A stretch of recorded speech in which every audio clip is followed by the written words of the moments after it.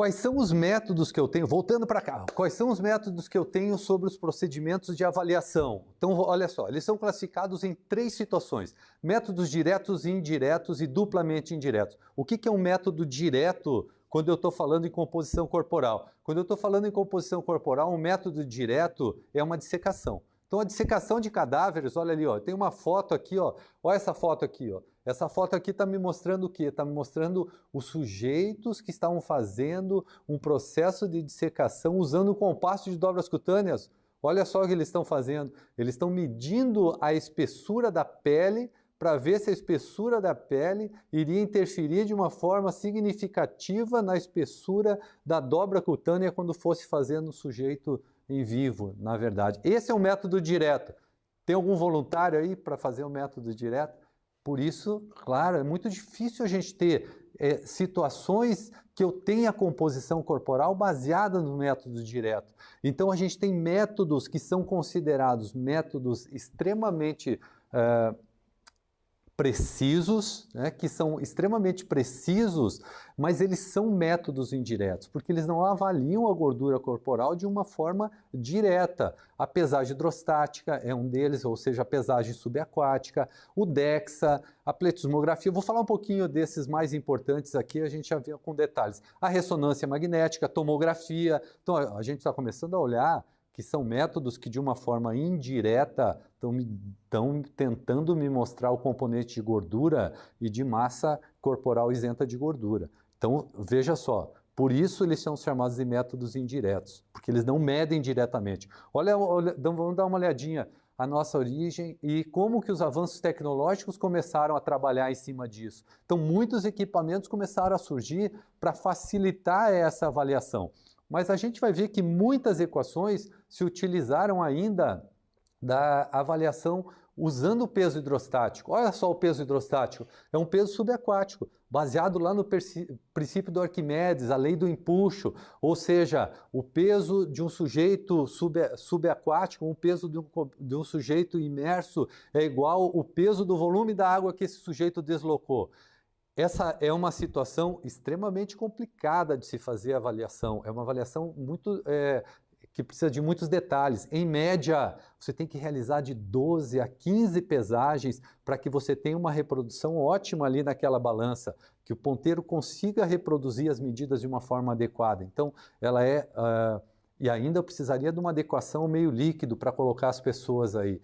Então, passaram a se ter outros equipamentos que vieram ter situações parecidas. O pletismógrafo, por exemplo. O pletismógrafo daí já é baseado no deslocamento do ar. Tem um princípio semelhante lá ao princípio de avaliação da densidade corporal pelo peso-peso hidrostático, obedece às leis de Boyle e usa essa situação para se estabelecer os cálculos de densidade. Olha só, esse é um estudo do Beck de 2017. Eles utilizaram esse equipamento, esse pletismógrafo, para avaliar crianças recém-nascidas que apresentavam um problema congênito no abdômen. E eles avaliavam a composição corporal a partir desse equipamento. Esse equipamento vem sendo utilizado como um referencial, como um padrão ouro também para essa avaliação. Porém, a gente não tem muitos destes equipamentos dispostos para que a gente possa estar utilizando.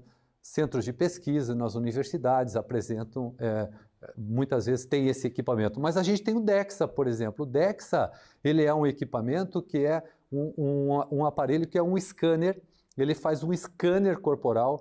Vejam ali, eu tenho um atleta sendo avaliado. Esse scanner corporal, ele faz um scanner por segmento. É como se ele estivesse fazendo, analogicamente, um escaneamento quase que milimétrico do sujeito.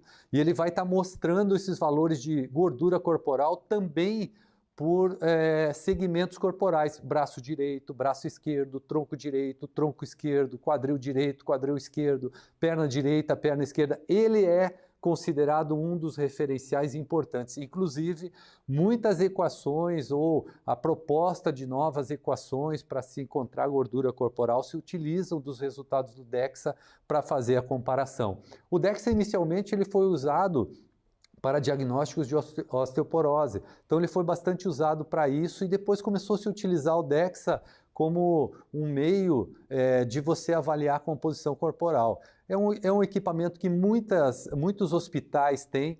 O custo da avaliação, ele não é um custo muito elevado, mas ele requer toda uma preparação aí no laboratório, no consultório, então há uma dificuldade maior em se fazer isso, né? Mas a gente já tem visto que para que se avaliasse atletas de alto nível sendo avaliados através do DEXA para tentar se obter uma medida com um erro mínimo em função dessa precisão que o equipamento aparece.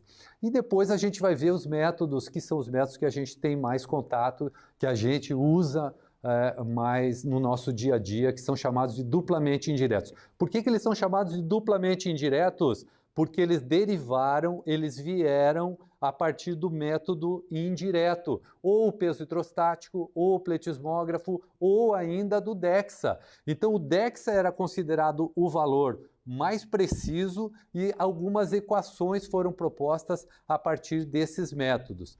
Vamos lá, vamos falar um pouquinho de bioimpedância então.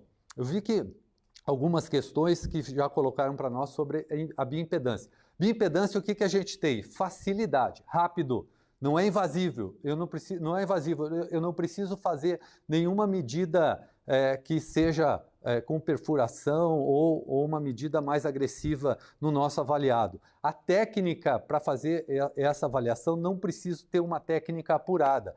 Tem um custo que é mais elevado que um compasso, mas não é um custo também fora do comum.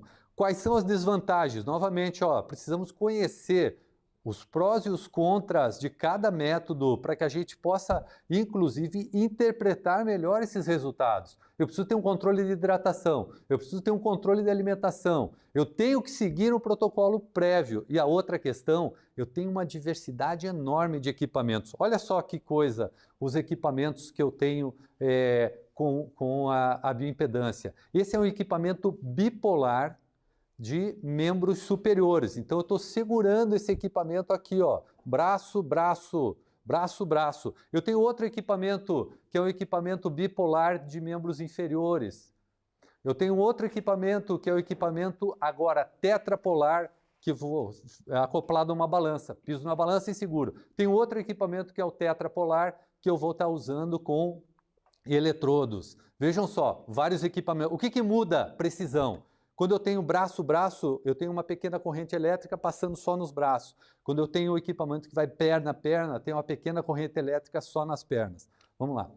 Olha só, tem scanners portáteis hoje já sendo propostos, né? Ainda sobre processos de validação realmente da sua precisão, mas eles já estão sendo lançados no mercado. Ele funciona com a mesma situação da bioimpedância, ele é um eletrodo colocado ali, faço um scanner do segmento corporal, então o sujeito está colocando ali sobre o braço. O que acontece com esse sujeito? Ali não é um telefone celular, mas é o scanner que está fazendo essa medida.